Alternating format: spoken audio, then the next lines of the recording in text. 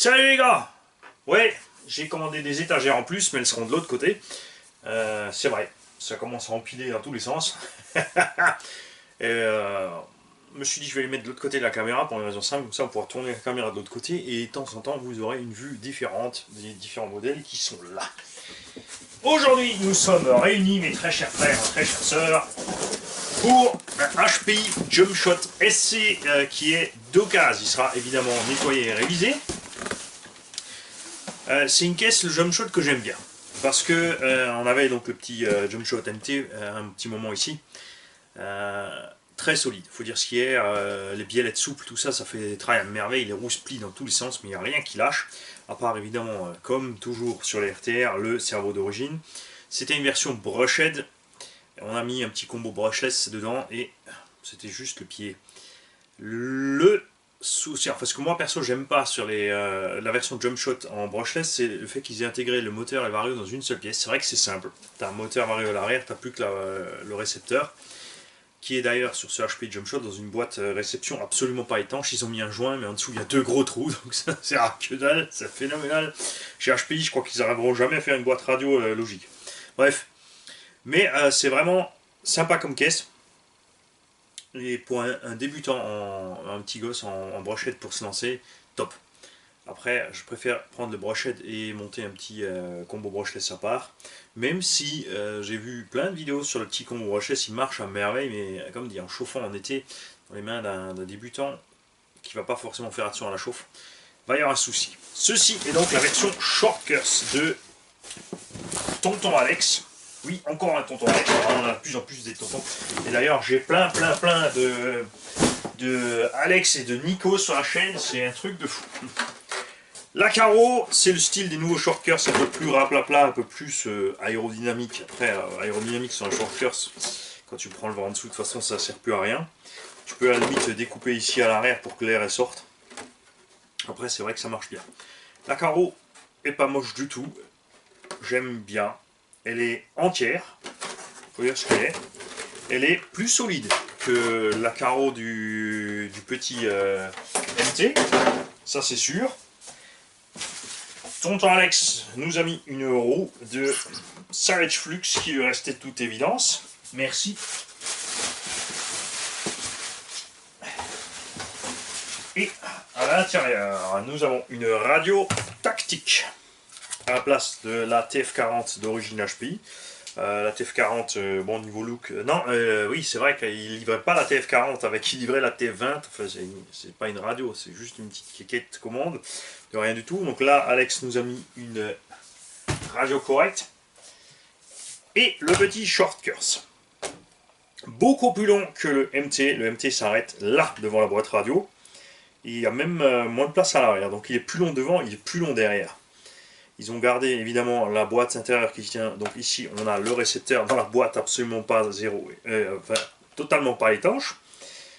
On a un petit combo brushless dessus, j'arrive pas à lire, 3100 kV 3650, excellent choix pour cet engin, on peut donc rouler en 2S ou en 3S pour une grosse autonomie avec une transmission plus courte. On a le cache transmission, lui on va devoir le changer, il est cassé, c'est pas très grave. Le vario est pas waterproof, donc il faudra faire gaffe. Après, c'est pas plus mal pour un jeune de ne pas aller rouler dans l'eau, ça c'est clair. L'avantage aussi d'HPI d'avoir pris ce petit châssis Jumpshot, non seulement il est extrêmement solide, mais en plus, même rallongé, ça pèse que dalle. C'est géant. Suspect un peu ferme à mon goût. Ce qui est sympa de la part d'HPI, qu'on a quand même des cardans en métal à l'arrière. On a un diff ouais, qui est pas trop mal niveau dureté. Les biellettes ici en plastique caoutchouc. Regarde ça, c'est géant sur les impacts, ça risque rien. Ce qui peut arriver de temps en temps, c'est que les biellettes de direction sautent sur les gros chocs. Contrairement à MT, il a un super pare-choc avant, que je conseille donc d'ailleurs à ceux qui ont MT d'acheter. Parce que sur le MT, il n'y a rien, c'est naze. Et là, c'est beaucoup mieux, même si je dois dire que la plaque inférieure, là, elle fait un peu peur. C'est pareil, regarde-moi ça. Ça, c'est Space. Ah, d'ailleurs, il est déchiré en haut aussi. Bon, ne prenez pas le pare-choc d'origine HPI, il vaut pas le coup. L'arrière par contre cool, ça c'est pareil, on pourrait facilement adapter au moins les deux pieds ici sur le MT qui n'a 0. Ils ont mis des bavettes pour faire un look, mais comme souvent, bah, les bavettes, elles sont à côté des roues, elles servent pas à grand chose. Les pneumatiques, il y a point de mousse, c'est pas terrible. Tiens, moi je vais te l'assouplir un coup là. Non, si, hop. Alors attention, on ne peut pas détendre trop les ressorts sont plus courts que la longueur de la morteau. Et je crois que je suis déjà à fond, d'ailleurs. Ouais. Ouais. C'est mieux, c'est pas encore ça. On a à l'avant un servo, d'ailleurs, Traxxas, waterproof, 9 kg. Le sauve-cerveau est assez tendre là-dessus, ça devrait tenir un petit moment. Là c'est pareil, hein, je pourrais vous le changer si quelqu'un le veut. D'ailleurs, contactez-moi si vous le voulez. Moi je dis que c'est vraiment une bonne caisse pour un débutant. Voilà, on est mieux. On fera évidemment le nécessaire pour réparer le pare-choc. Ouais, on nous reste, grâce au tonton, nous avons ici en stock des servos métal. On a un gros souci avec la direction. Bon, ça c'est dû au montage du cerveau et de leur sauve-cerveau un peu space chez HPI. Il y a une vis à travers, c'est une demi-coquille qui est resserrée de l'autre côté avec une vis de ce sens. Si tu serres la vis trop fort, le sauve-cerveau ne fonctionne pas. Et si c'est trop mou, ben tu ne tournes pas. Les ressorts aussi sont un peu trop petits par rapport au cale de ressort, ce qui fait que tu as le ressort qui frotte sur le filetage. Donc tu vas te mettre. Bon, on fera ça plus tard, décidément. Dommage aussi, d'un côté c'est vrai que c'est pratique qu'ils aient mis cette boîte de la version MT sur tous les autres modèles. Ce qui est dommage, c'est de ne pas avoir profité de la longueur complète du châssis pour faire ici une boîte absolument méga longue. Faire fonctionner par exemple cet engin en 3S lithium-fer, on serait donc à 9,9 volts, donc l'équivalent d'un 8K NIMH bien chargé, avec l'avantage entre le lithium-ion et le LiPo. Le lithium-ion fonctionne comme le LiPo, c'est-à-dire qu'il a un voltage constant longtemps, et ensuite seulement il s'effondre avant la coupure. Et enfin, avant la coupure, il n'y a pas de coupure justement, on peut vider à fond, c'est fait que c'est idéal niveau rapport performance, endurance, puisque les NIMH c'est vraiment pas endurant. Ça s'effondre vite et c'est assez vite foutu aussi, et mine de rien ça coûte toujours une blinde, ça pèse aussi une blinde. Lithium fer aussi c'est un peu plus lourd, mais là une bonne lithium fer avec une bonne capacité là-dedans, il y a de quoi faire un engin qui pourrait rouler 1 heure pour un gamin. On a vraiment de quoi faire avec cette boîte radio, on a envie honnêtement de la sortir de là, cette boîte centrale, et de faire autre chose. Moi je vois bien là-dedans un bac lipo de Obao hyper neuf qui est bien long avec 2 sangles dessus. On aurait largement la place de fixer le vario ici et là derrière. Ça permettrait aussi de déplacer plus les masses. Après ça fait le taf. C'est pour un débutant, il n'y a aucune inquiétude à avoir. C'est vraiment un engin sympathique. Et nous irons évidemment l'essayer après avoir travaillé dessus. Avec de la chance, on a peut-être même encore des amortos qui sont vachement longs. Peut-être que j'ai l'un ou l'autre tonton des amortos encore assez longs pour mettre là-dessus, plus performant et plus solide. On va voir ça. Ensuite, nous avons encore là-dedans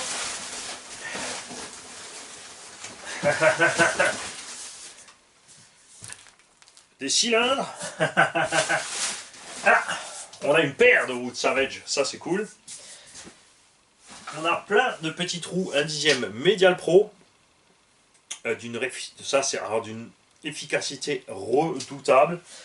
Il va falloir que je récupère de quoi faire un petit châssis 1/10. Et un petit XT Monster. Je me souviens plus de la marque de cet engin, ça a été rebadgé et vendu par plusieurs marques différentes. On a ici le variateur HPI qui était d'origine là-dedans pour le moteur à charbon. Un petit RS, je ne sais même pas si c'est 380, c'est écrit dessus. Double suspension hydraulique, hyper méga soyeuse. 4 cardans homocinétiques plastoc. Construction très simple. On a quand même un servo standard là-dedans. On a les plots de carreaux qui sont flingués. j'ai, il me semble, encore plein de carrosseries de ce petit modèle. Regardez-moi ça. La suspension est absolument géniale. On a les notices. Et là, je prends ces 2-3 pièces. Donc le cerveau. Ah, bah voilà. Tiens, regarde. On verra s'il fonctionne. Ah, T2M. Un cerveau métal T2M. Et un cerveau. Ah, voilà. Un petit Itex 475 SH. Hein? On va mettre un cerveau bien méchamment balèze avec les jolis pignons métaux. On va se trouver aussi un vrai sauve-cerveau. Par exemple, le sauve-cerveau Arma, on a vu, il existe un petit sauve-cerveau rien du tout. Encore, ça doit être possible de le trouver ailleurs, je pense. Et...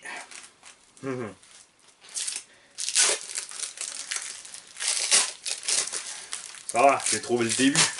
C'est toujours le problème avec le scotch, c'est de trouver le début.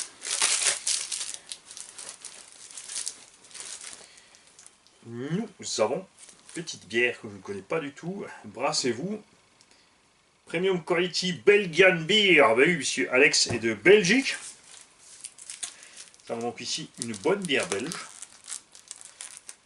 Ils font pas que des frites. C'est sûr qu'avec les frites et une bonne fricatelle bien grassouillette, rien de mieux qu'une bonne bière.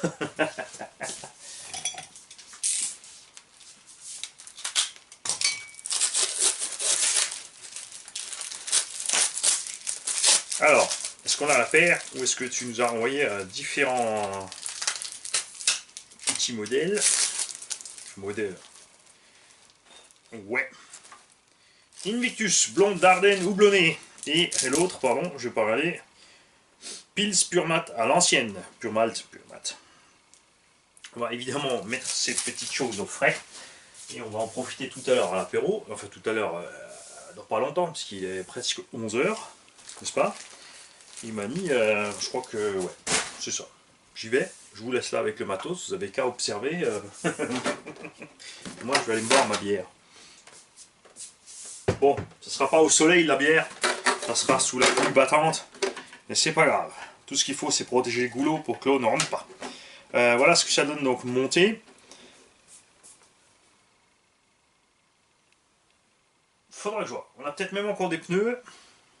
Je pense qu'on va réussir à faire un petit truc sympa. Donc si quelqu'un est intéressé par ce SC, qui sera donc pas à trop gros prix,